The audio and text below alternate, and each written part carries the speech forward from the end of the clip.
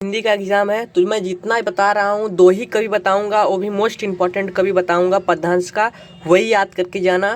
Confirm एक ना एक पक्का आएगा, या दोनों ही आ जाए, मुझे पूरा कंफर्म नहीं है, पर इसमें से दोनों में से एक जरूर आएगा। बहुत लोग बता रहे हैं 3 याद करो 4 याद करो, पर मैं आपको लोग को 2 ही याद करने को बोलूँगा, क्योंकि मैं भी 12th में पढ़ता हूँ, मैं भी यही तैयार करके जाऊँगा। तो चलिए देखते हैं टाइम वेस्ट न करते हुए। पवन द्वितिका के लेखक हैं अयोध्या सिंह उपाध्याय, और आज हम इन्हीं का जीवन परिचय देखेंगे। जीवन परिचय। द्विवेदी युग के प्रतिनिधि कवि और लेखक अयोध्या सिंह उपाध्याय का जन्म 1865 ईस्वी में उत्तर प्रदेश के आजमगढ़ जिले में निजामाबाद नामक स्थान पर हुआ था। इतना हो गया। उनके पिता का नाम पंडित भोलानाथ उपाध्याय था, माता का नाम रुक्मणी था। इतना याद हो गया बच्चों। दोस्तों जो भी कह लो, क्योंकि मैं भी आप ही लोग का साथी हूँ। अब आगे देखते हैं।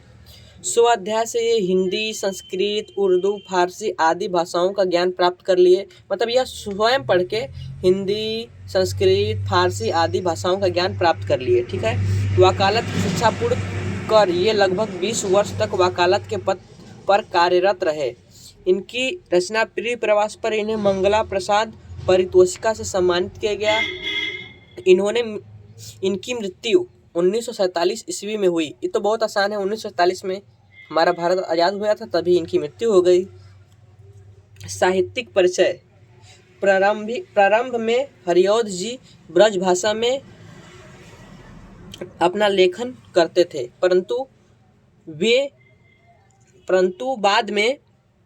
बाद में महावीर प्रसाद द्विवेदी के कहने पर खड़ी बोली काव्य में रचना करने लगे। इन्हें हिंदी साहित्य के 3 युगों में जाना जाता है: भारतेंदु, द्विवेदी, छायावादी युग।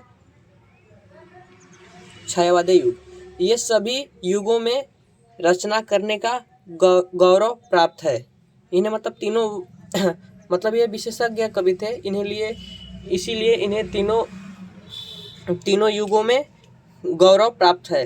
कृतियाँ देख लेंगे आगे। कृतियाँ: प्रिय प्रवास, वैदेही वनवास, रस कलश, चौखे चौपदे, चुपते चौपते, कल्पलता, ठेठ हिंदी की ठाठ, अधकिला फूल, प्रद्युम्न विजय, रुक्मणी परिणय। इतना याद हो जाएगा, आसानी से याद हो जाएगा। उसके बाद ये कंप्लीट हो चुका है।